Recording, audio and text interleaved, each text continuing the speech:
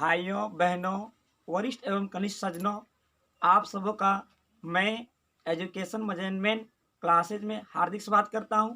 साथ ही साथ नमस्कार, प्रणाम, सलाम, आदाब करता हूं। आज का जो टॉपिक है 9 क्लास का है और इंग्लिश है। तो इंग्लिश में मैं एक शब्दवाक्य आप लोग को दे रहा हूं जो आपके लिए टोनी का काम करेंगे। इंग्लिश में बने दक्ष, पाएं अपना लक्ष्य। आज इंग्लिश में दक्ष बनने की जरूरत है। यदि हम इंग्लिश में दक्ष नहीं बन पाते हैं तो हम अपने जीवन में अपने लक्ष्य को नहीं पा पाते हैं। दुनिया के किसी भी कोने में हम जाकर जानना चाहते हैं, वहाँ की विशेषताओं को जानना चाहते हैं, तो हमको इंग्लिश में दक्ष बनने की जरूरत है। तो आज जो बता रहा हूँ टाइम एंड टेंस, ये टाइम और टेंस में क्या है? टाइम और टेंस में टाइम एंड टेंस ये आप सब जानते हैं, पहले भी आप लोग बताए हैं। आज मैं टाइम और टेंस के अंतर्गत पास्ट टेंस का बात करेंगे। पास्ट टेंस, पास्ट टेंस, ये पास्ट टेंस है क्या? बीती हुई बात ही पास्ट टेंस कहलाता है। इसको हम लोग भूतकाल कहते हैं। भूतकाल, हिंदी में इसको भूतकाल कहते हैं। ये जैसे बीती हुई समय को हम लोग भूतकाल कहते हैं, जो समय बीत गया है। जैसे एग्जाम्पल में यदि हम लेते हैं, एग्जाम्पल में वह स्कूल गया, वह स्कूल गया, तो वह स्कूल गया था, वह स्कूल गया था। तो इसको हम इंग्लिश में जब बनाएंगे तो हो जाएगा ही वेंट टू स्कूल। इसका कैसे, इसका स्ट्रक्चर क्या है? इसका स्ट्रक्चर है, यदि आपका पास्ट टेंस के इंडेफिनिट टेंस में रहेगा। पास्ट टेंस के 4 भेद होते हैं। इंडेफिनिट में भी subject plus V2 plus object, ये प्रयोग किया जाता है स्ट्रक्चर। तो सबसे पहले मुझे पास्ट टेंस के भेद को जानिए। ये सब्जेक्ट हुआ, इसमें वह सब्जेक्ट है, वह स्कूल गया, जाने वाला काम जो कर रहा है वह है, तो वह आपका सब्जेक्ट हो गया। अब V2 यानी गो का दूसरा रूप वेंट होता है, और किसी की ओर जाते हैं इसमें टू लगाते हैं। जैसे वह स्कूल गया, ही वेंट टू स्कूल, इसमें पूरा का पूरा V2 ही प्रयोग होता है, सब्जेक्ट प्लस V2। इसलिए V2 को हमने बताया था कि V2 को पास्ट टेंस कहा जाता है। पास्ट टेंस के अंतर्गत रखा है। वर्ब फॉर्म के अनुसार टेंस का जो भेद बताए थे उसमें V2 को मैंने पास्ट टेंस का दर्जा दिया था। अब kind of past tense, kinds of past tense, तो इसका 4 भेद होते हैं। पास्ट टेंस के 4 भेद होते हैं। पास्ट इंडेफिनिट,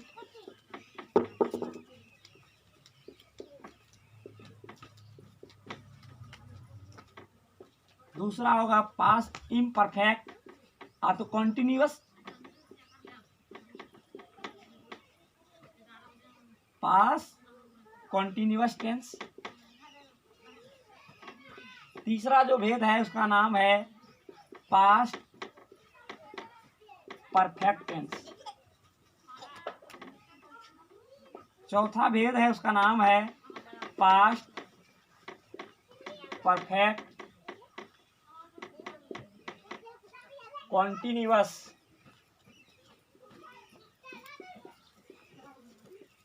ये चारों के जानना है। इसको हमने क्या बताया था? इसको था के अंतर्गत रखे हैं। था का मतलब पास्ट टेंस, जिसमें हम चर्चा किए थे हा था गा, हा था गा।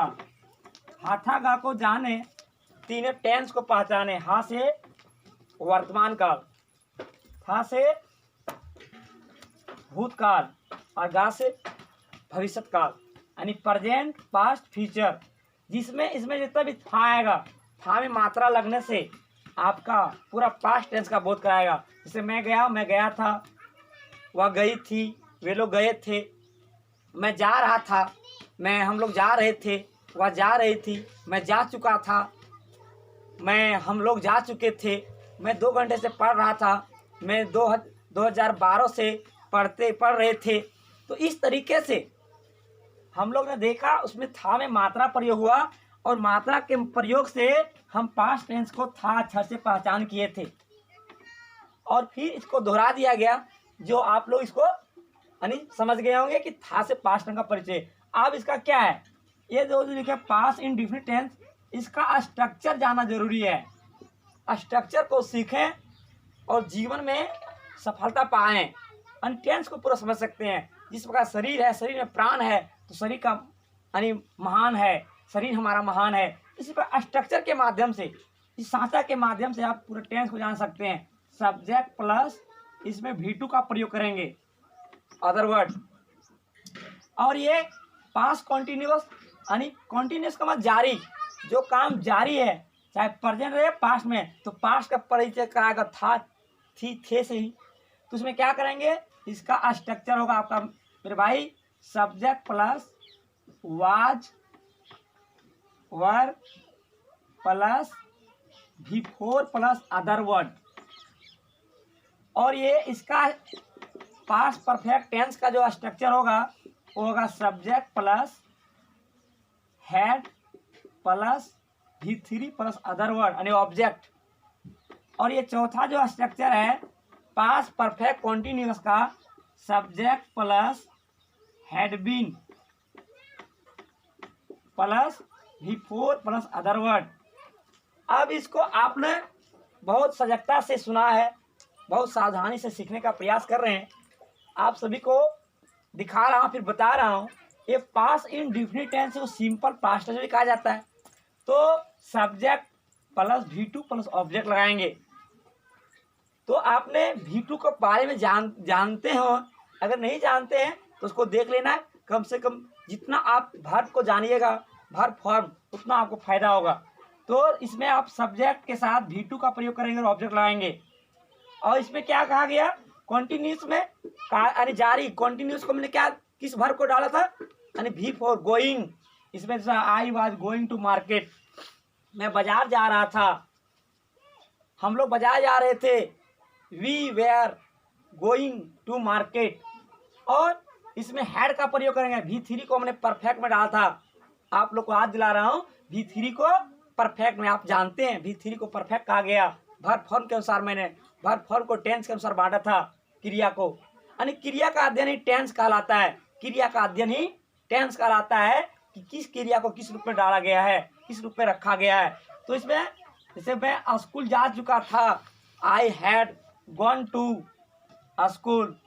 और मैं 2 घंटे से पढ़ रहा था, तो I had been reading for 2 hours.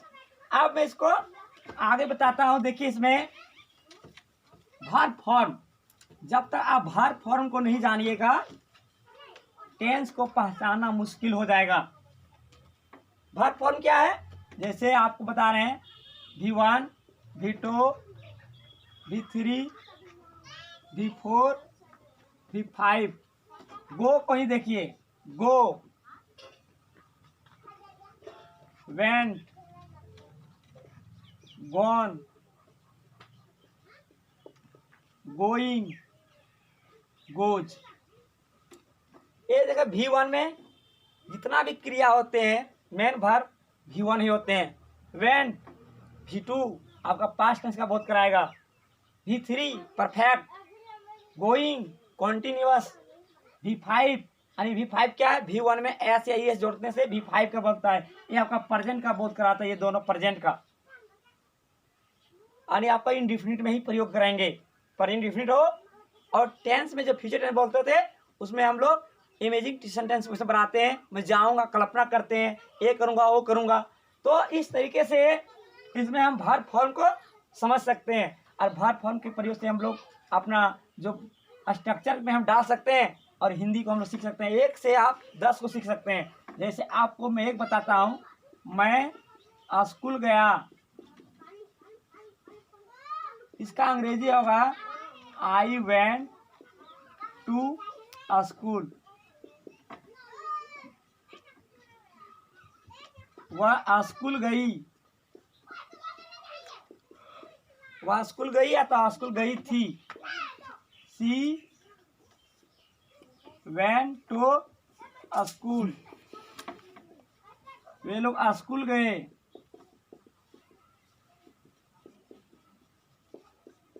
तो वे लोग स्कूल गए थे, इसका दे होता है। दे वेयर, वेयर का प्रयोग नहीं, इसमें वेंट का प्रयोग करेंगे क्योंकि ये या यही का टेंस है, या ई ए यानी पास इन डिफिनिट टेंस। इसमें वर्ब फॉर्म का उपयोग V2 का ही करेंगे, वाज वेयर इसका प्रयोग नहीं करेंगे। They went to school etc। इसमें आपको ये हम बताना चाह रहे हैं कि इसको अगर आप इस तरीके से सीख गए यानी V2 को याद रखना है कि V2 के बाद ही अदर वर्ड लगाएंगे। ये आपका पास इंडेफिनिट टेंस क्लियर हुआ। और पास दूसरा टेंस, ये पहला टेंस का प्रयोग किया पास इंडेफिनिट टेंस।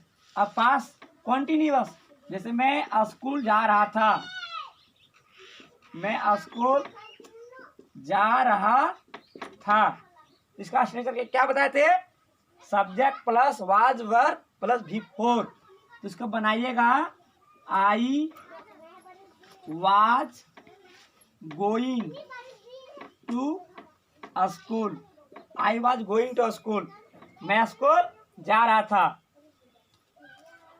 उसके बाद देखिए वह स्कूल जा रही थी, वह स्कूल जा रही थी, इसका होगा सी, स्त्रीलिंग है इसलिए सी का प्रयोग करेंगे।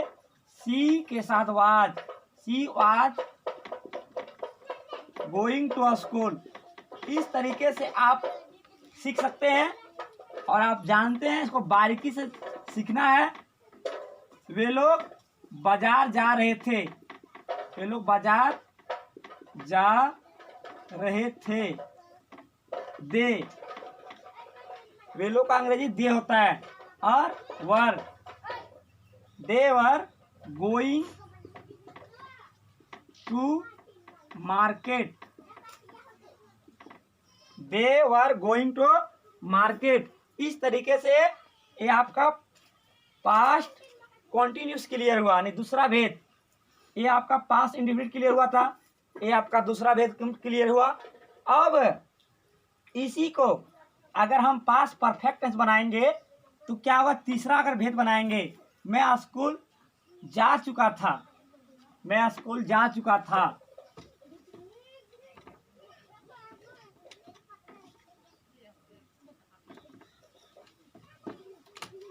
मैं स्कूल जा चुका था, तो इसका हो जाएगा मैं स्कूल जा चुका था। तो जहां परफेक्ट बात रहेगा V3 कुछ कीजिएगा। ये तीसरा में टेंस का, पास्ट टेंस का तीसरा भेद में, तो इसका होगा आई हैड का प्रयोग कीजिएगा। I had gone to school, वह स्कूल जा चुकी थी, वह स्कूल जा चुकी थी। तो she had gone to school, वह स्कूल जा चुकी थी। She had gone to school, वे लोग स्कूल जा चुके थे, वे लोग स्कूल जा चुके थे। ये आपका तो दे होगा, they had gone to school etc। यानी आप इसको 10 को बना सकते हैं। इसको इंट्रोगेटिव नेगेटिव बहुत सारे बनेंगे। पहले एक सधे तो सब सधे एक आप सीखिए। उसके बाद देखिए पास्ट परफेक्ट कॉन्टिन्यूअस टेंस में, मैं 2 घंटे से पढ़ रहा था, समय सूचक वाक्य है, इसमें हम लोग ध्यान देंगे। पक्का टाइम कच्चा टाइम को पहले भी बता चुके हैं। आई हैड बीन रीडिंग हो जाएगा, रीड का तीसरा नहीं, चौथा फॉर्म आई जोड़ देंगे रीड में, reading. I had been reading for 2 hours. मैं 2 घंटे से पढ़ रहा था। राम 2 घंटे से पढ़ रहा था। राम 2 घंटे से पढ़ रहा था। तो लिखिएगा Ram had been reading. Ram had been reading for 2 hours. Ram 2 घंटे से पढ़ रहा था। वे लोग 2012 से पढ़ रहे थे। तो वे लोग का अंग्रेजी दे होगा। They had been reading. They had been reading. इसमें आप सीन्स का प्रयोग करेंगे क्योंकि पक्का टाइम है। सप्ताह का नाम, सुबह शाम, जनवरी फरवरी, इसमें आप सीन्स का प्रयोग करेंगे। सीन्स 2012। तमाम भाइयों बहनों से हम यही निवेदन करते हैं, इसको आप एक बार देखें, इसकी गहराई को सीखें और अपने मंजिल को पाएं। अब मैं इतने ही कहकर अपने वाणी को विराम देता हूं और सभी बच्चे बच्चियों को धन्यवाद देता हूं।